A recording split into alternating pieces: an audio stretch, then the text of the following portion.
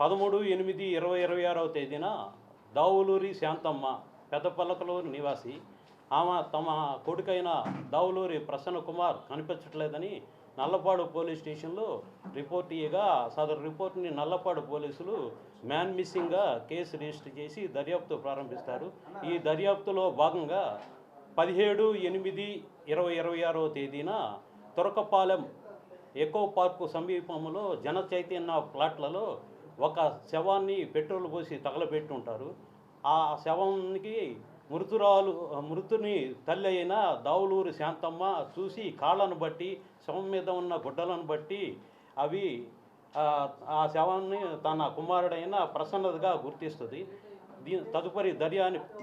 తదుపరి దర్యాప్తు నిమిత్తం ఈ కేసులో 13/8/2026వ తేదీన కాకట్లపూరి నాగేశ్వరరావు అలియాస్ బుల్లయ్య అనే అతను మృతుణ్ణి సాయంత్రం 8:30 గంటలకు ఫోన్ చేసి తన వద్దకు పిలిపించుకొని తన యొక్క స్కూటీ మీద ఎక్కించుకొని చిలకలూరుపేట పోవు రోడ్లో వై జంక్షన్ దగ్గరికి తీసుకొని వెళ్ళి అక్కడ తన అన్నయ్యన కాకట్ల వెంకటయ్య అలియాస్ పులిని తీసుకొని ముగ్గురు కలిసి స్కూటీ మీద బయలుదేరి తురకపాలెం దగ్గర ఎకో పార్క్ దగ్గర జన చైతన్య ప్లాట్లోకి తీసుకొని వెళ్ళి అక్కడ మృతుని బాగా మద్యం సేవింపజేసి అతన్ని తల మీద బండరాయి పెట్టి కొట్టి మోది చంపేసి ఆ స్కూటీలో ఉన్న పెట్రోల్ తీసుకొని తగలబెట్టారు.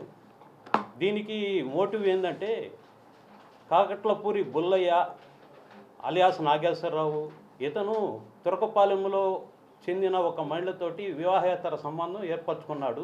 అదే మహిళతోటి చనిపోయిన దావులూరి ప్రసన్న వివాహేతర సంబంధం కలిగి ఉన్నాడనే అనుమానంతో అతన్ని ఏ విధంగా చంపాలనే ఉద్దేశంతో తన అన్నయ్యన వెంకటయ్య సహాయం తీసుకొని ఈ యొక్క పథక ప్రకారం రచించి ఈ యొక్క హత్య చేస్తారు.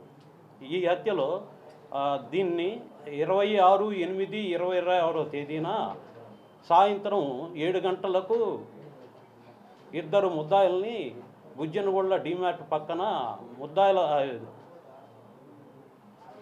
వీళ్ళ సమక్షంలో మీడియేటర్ల సమక్షంలో అరెస్ట్ చేసి రిమాండ్ నిమిత్తం పంపించడం జరుగుతుంది. ఈ విషయంలో ఈ కేసు దర్యాప్తులో గౌరవనీయులైన శ్రీ ఎస్పీ ఒకల్ Jindal sir time to time మాకు సహాయము మరియు ఇన్స్ట్రక్షన్స్ వల్ల మేము త్వరితగతిన ఈ కేసును ఛేదించడం జరిగింది. ఈ కేసు ఛేదించడంలో నల్లపాడు ఎస్ఐ గారు, నల్లపాడు సిఐ గారు, తర్వాత భిక్షు, మస్తాన్ వాలి, సునీల్ కుమారు చాకచక్యంగా వ్యవహరించి ఈ కేసును డిటెక్షన్ చేయటంలో తమ వంత పాత్రని కృషి చేశారు. దీనికి ఎస్పీ గారు మరియు ఎల్టీపీ అయిన నేను వాళ్ళని అభినందిస్తున్నాను.